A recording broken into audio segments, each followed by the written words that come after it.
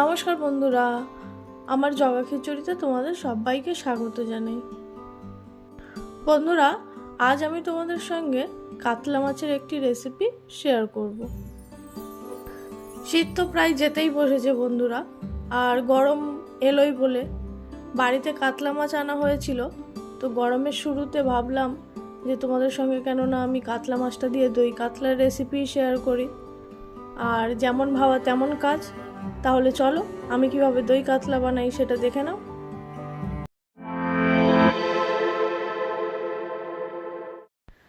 দই কাতলা বানানোর জন্য 5 পিস কাতলা মাছ নিয়েছি। মাছটাকে পরিমাণ মতো নুন ও সামান্য একটু হলুদ গুঁড়ো দিয়ে ম্যারিনেট করে নেব।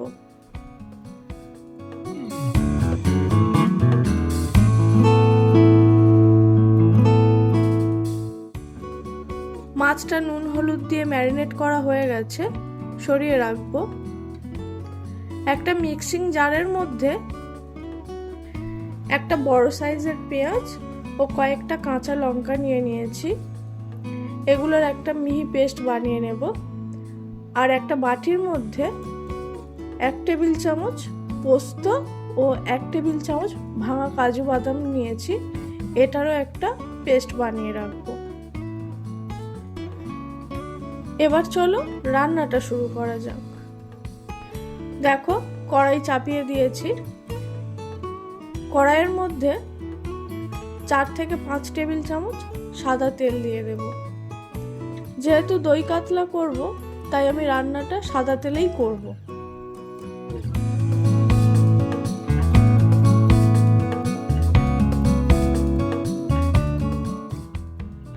তেলটা গরম হয়ে গেলে একে একে মাছগুলোকে ভেজে নেব। সবগুলো মাছ একসঙ্গে ভাজতে পারবো না, তাই প্রথমে 3 পিস মাছ আমি তেলের মধ্যে ছেড়ে দেব। মাছটাকে আমি হালকা করে ভেজে নেব। খুব বেশি কড়া করে ভাজবো না, তাহলে মাছটা খেতে ভালো লাগবে না, শক্ত হয়ে যাবে।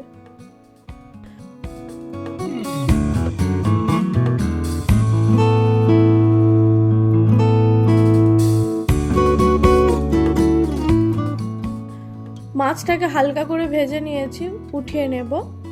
একইভাবে বাকি মাছ দুটোকেও ভেজে নেব।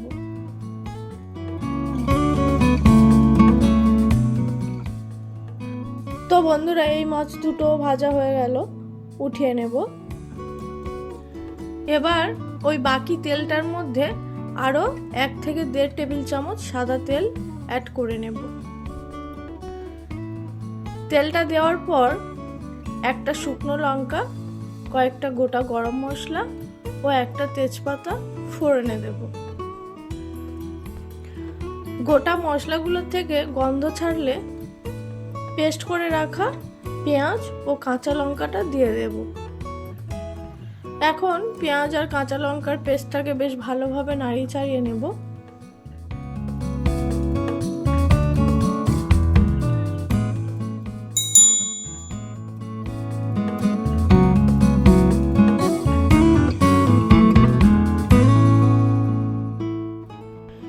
পেঁয়াজ আর কাঁচা লঙ্কাটাকে একটু নাড়িয়ে চাড়িয়ে নেওয়ার পর ওর মধ্যে 1 চা চামচ রসুন বাটা ও 1 চা চামচ আদা বাটা দিয়ে দেব।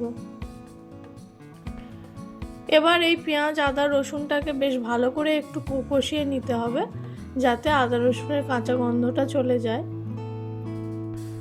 তো বন্ধুরা, পেঁয়াজ আদা রসুনটাকে বেশ কিছুক্ষণ কষিয়ে নিয়েছি।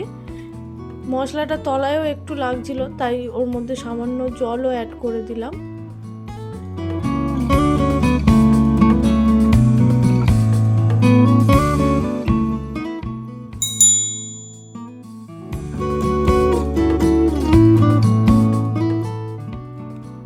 এখন ওর মধ্যে পরিমাণ মতো নুন ও সামান্য একটুখানি হলুদ গুঁড়ো অ্যাড করে দেব।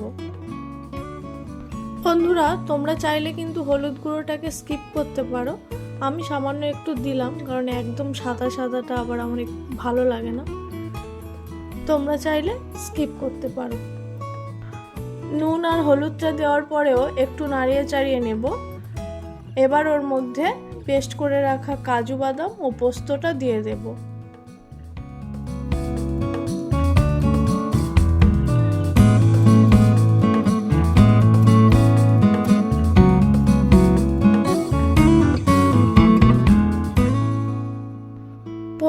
কাজু বাদামের পেস্টটা দিয়েও একটু নাড়িয়ে চাড়িয়ে নিয়ে ওর মধ্যে 1 চা চামচ জিরের গুঁড়ো ও 1 চা চামচ ধনের গুঁড়ো দিয়ে দেব।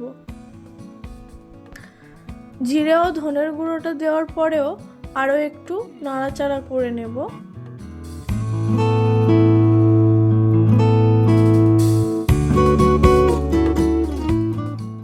এবার ওর মধ্যে 3 থেকে 4 টেবিল চামচ টক দই ফেটিয়ে রেখেছিলাম সেটা দিয়ে দেব।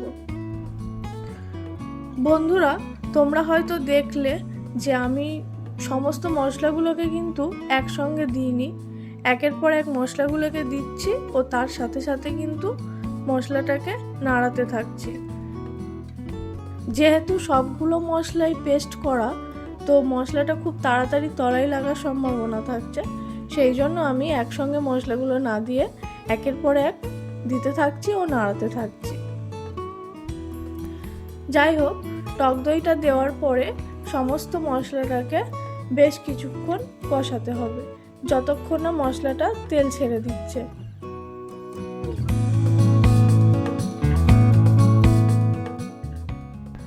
তো দেখো বন্ধুরা, মশলাটাকে বেশ কিছুক্ষণ কষানোর পরে মশলাটা পুরোপুরি তেলটা ছেড়ে দিয়েছে, তার মানে মশলাটা পুরোপুরি কষানো হয়ে গেছে। এখন এর মধ্যে পরিমাণ মতো জল অ্যাড করে দেব।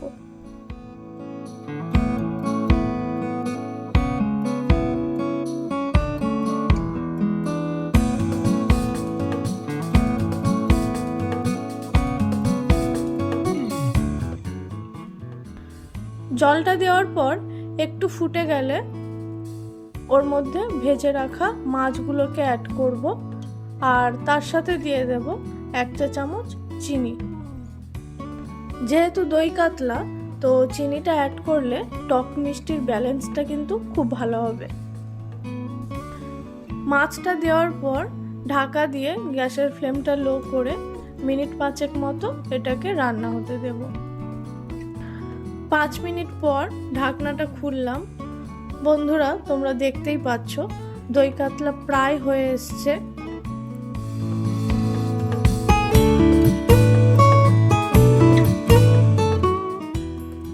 এখন নামানোর আগে এর মধ্যে সামান্য একটুখানি গরম মশলার গুঁড়ো ও একটু ধনেপাতা কুচি ছড়িয়ে দিয়ে মিশিয়ে নিলেই কিন্তু রেডি দই কাতলা।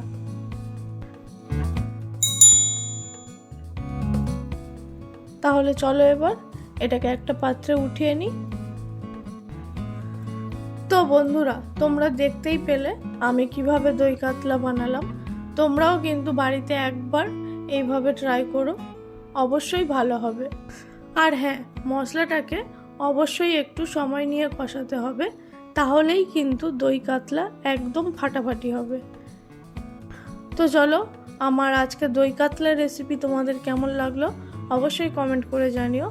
আর আমার ভিডিও যদি তোমাদের ভালো লাগে তাহলে একটা লাইক করে দিও ও আমার চ্যানেলটিকে সাবস্ক্রাইব করে দিও। আজকের মতো এই পর্যন্তই, দেখা হবে পরের কোনো এক ভিডিওতে। ততক্ষণের জন্য টাটা।